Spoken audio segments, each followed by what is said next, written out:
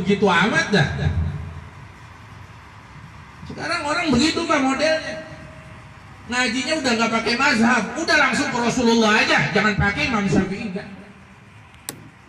Akhirnya nanti apa yang terjadi adalah pendangkalan ilmu. Bapak jangan ragu dengan apa namanya kealiman Imam Syafi'i rahimahullahu ta'ala. Orang yang diberikan tingkat kejeniusannya melebihi daripada manusia Pak, manusia biasa, itu Imam Syafi'i. Makanya pengikut mazhab Imam Syafi'i adalah paling terbanyak di dunia. Sholat kita udah paling mantep Pak. Kalau mau jamaah sopnya dilurusin, nggak usah nginjek kaki orang.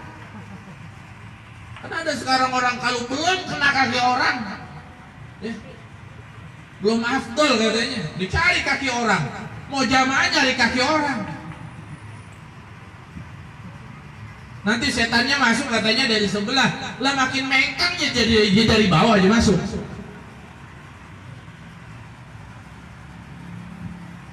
Dan ini bahaya, hati-hati. Makanya orang akan tahu bagaimana dalamnya ilmu agama ketika dia mau ngaji.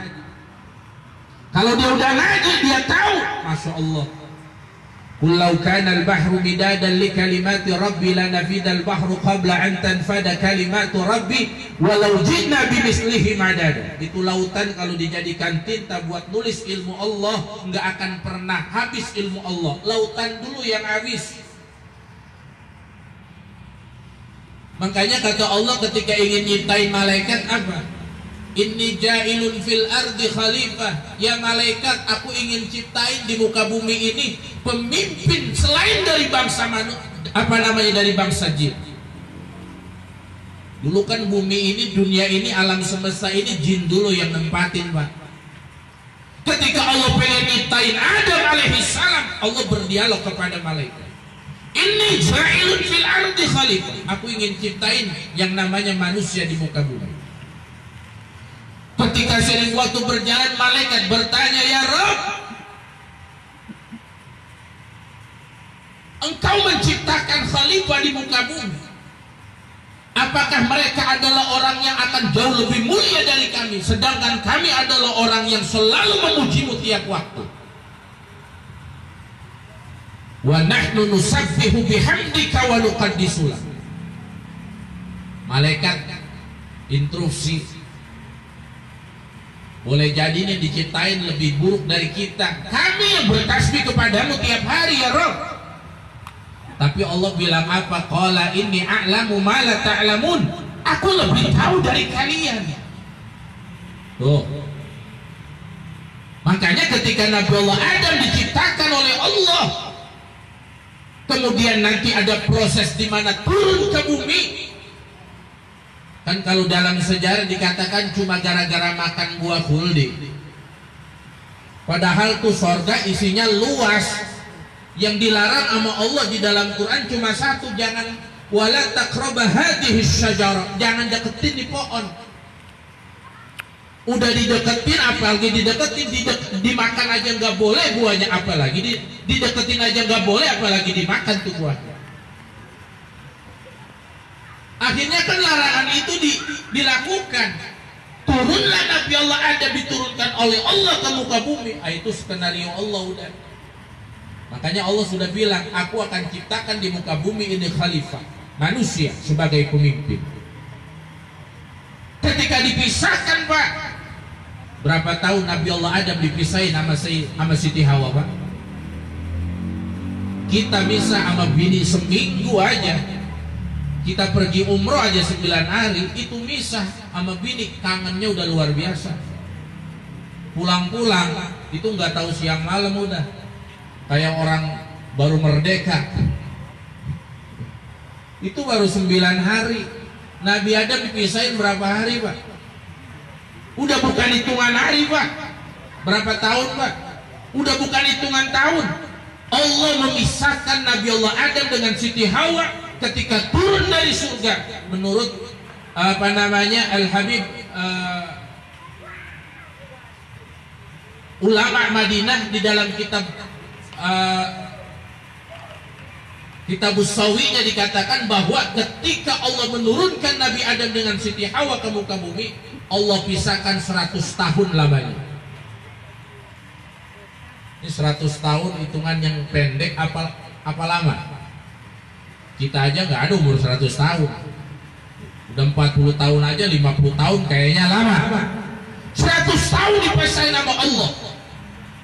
Bayangin, nggak ada orang, nggak ada temennya. Dunia kayak apa zaman itu coba? Tapi Allah jaga, Nabi Adam dijaga, Siti Hawa dijaga. Seiring waktu berjalan, Allah pertemukan di satu tempat yang disebut dengan Arafah, yang itu sekarang jadi tempat wukufnya orang haji. Ada sebuah tubuh kecil, ada sebuah jabal kecil yang disebut dengan Jabal Rahmah. Itu julukan dari manusia, karena Allah mempertemukan dengan kasih sayangnya Nabi Adam dengan Siti Hawa, dipisahkan selama 100 tahun lamanya, dipertemukan di padang Arafah. Kita bersyukur, ya,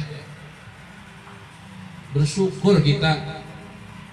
Coba kalau dipisahin sama Allah kayak Nabi Adam, nggak sanggup kita, Pak. Kita bersyukur tiap hari pulang ada bini, sore pulang ada bini, ya alhamdulillah. Lagi pusing, ya ada anak yang ngibur, alhamdulillah. Kagak saat anak bikin pusing mulu, ya kalau anak bikin pusing mudah-mudahan emaknya kagak, begitu.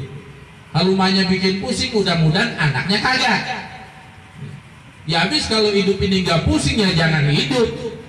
Setiap manusia kok diuji, setiap manusia diberikan masalah. Kalau nggak mau punya masalah dan nggak mau diuji, jangan jadi manusia. Tuh, makanya Allah menguji keimanan hambanya tergantung bagaimana kualitas iman hambanya kepada Allah. Dan mudah-mudahan segala ujian yang kita hadapi semoga Allah keluarkan kita, amin ya rabbal alamin. Saudara, Bapak Ibu hadirin rahimakumullah, ini adalah sebuah walimah.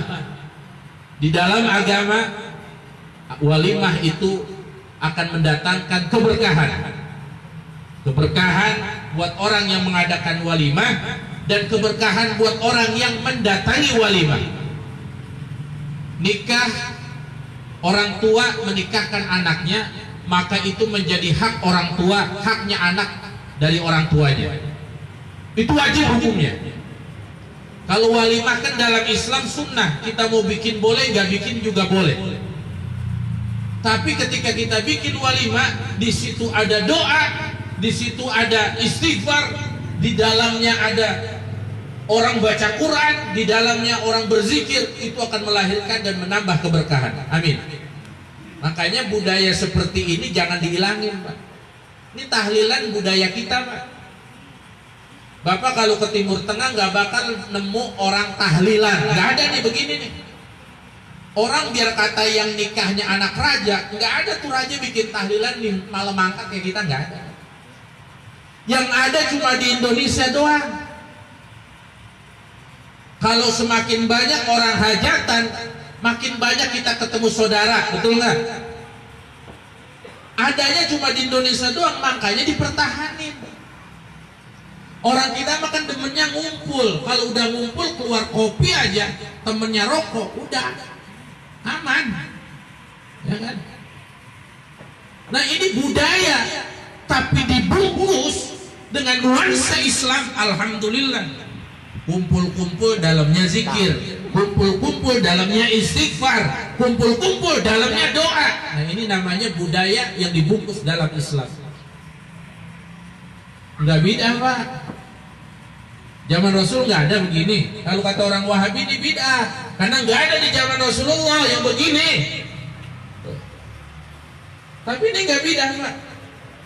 Dan Rasulullah senang, apalagi di dalamnya baca ya Rabbi salli ala Muhammad, ya Rabbi salli alaihi wasallim. Yang dibaca sholawat. Ya. Ini nggak ada hadronya. Kalau ada hadronya lebih lama lagi. Kadang-kadang udah pada ngantuk ya dengerinnya. Ya emang begitu. Kita kalau baca Yasin kayak mau tahlilan kayak ya, apalagi dengerin maulidannya ada hadronya yang dibaca sintu duror yang rada lama, udah mata berat, pantat mau pindah mulu, kaki udah kesemutan mulu, udah pikir kapan rapinya kan begitu. Udah gitu dengan ada korinya dan ceramahnya, ya lama lagi aja urusannya. Emang begitu Pak. Tapi besok nih kan ada dangdut nih, kalau kita dangdut 3 jam kagak berasa Pak. Ya Pak ya. Iya. Ini kita kemarin nggak ngeluarin duit, datang aja kita dikasih besek. Ya. Tapi kalau kita apalagi udah dipanggil nama RT naik ke panggung. Gengsi biar kata nggak punya duit juga, dari mana juga dicari tuh duit buat nyawer. Iya. Tinggal bininya udah nungguin aja di bawah panggung. Kurang ajar lagi gua. Begitu. Ya. Saudara-saudara, Bapak Ibu yang dirahmati Allah Subhanahu wa taala, maka oleh karena itu mari sama-sama kembali kepada Ahlus Sunnah wal Jamaah, ajaran yang sudah diajarkan oleh para alim ulama kita, para masyayikh kita, para guru-guru kita. Semoga kita bisa pertahankan budaya yang seperti ini, kita bisa lestarikan. Yang terlebih penting adalah esok acara yang akan dilaksanakan dari mulai pagi sampai dengan malam, semoga berjalan lancar, tidak ada halangan apapun, tidak ada rintangan apapun, sesuatu yang bersifat buruk semoga dihindarkan oleh Allah Subhanahu wa taala. Terlebih buat anak kita yang besok nikah, kemudian dipersatukan dengan tali suci akdun nikah, semoga Allah langgengkan keluarganya, Allah jadikan keluarganya sakinah mawaddah warahmah, Allah jadikan keturunan yang soleh dan solehah. Dan kita semua yang hadir mudah-mudahan diberikan keberkahan oleh Allah dalam rezeki kita, dalam usaha kita, dalam pekerjaan kita, dalam rumah tangga kita. Semoga anak kita menjadi anak yang soleh dan solehah. Kalau lagi pesantren, mudah-mudahan biar pada betah nyantrennya, biar keluar dari pesantren jadi penerus para ulama. Yang di sekolah umum biar pada pinter ilmu umumnya, pinter juga agamanya. Biar anak kita semua jadi anak yang sukses. Amin ya rabbal alamin. Ala hadhihi niyyah wa ala kulli niyatin salihah ila hadratin nabi al-fatihah. A'udzu billahi minasyaitonir rajim. Bismillahirrahmanirrahim. Alhamdulillahi rabbil alamin arrahmanir rahim maliki yaumiddin. Iyyaka na'budu wa iyyaka nasta'in ihdinas siratal mustaqim siratal ladzina an'amta 'alaihim ghairil maghdubi 'alaihim waladdallin. Amin.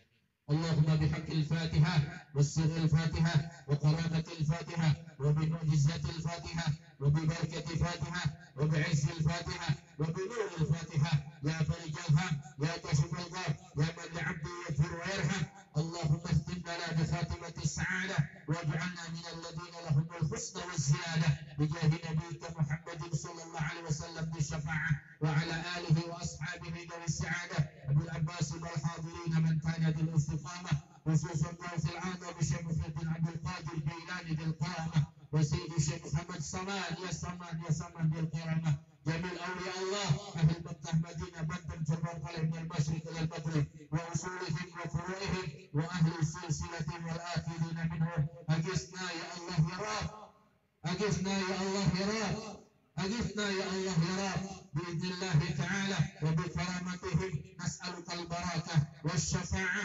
والكرامة والإجابة والعافية والسلامة في الدين والدنيا والآخرة. دعوهم فيها سبحانك اللهم وتحيتهم فيها السلام وآخر دعواهم أن الحمد لله رب العالمين. تقبل الله منا ومنكم وتقبل يا كريم. الحمد لله رب العالمين.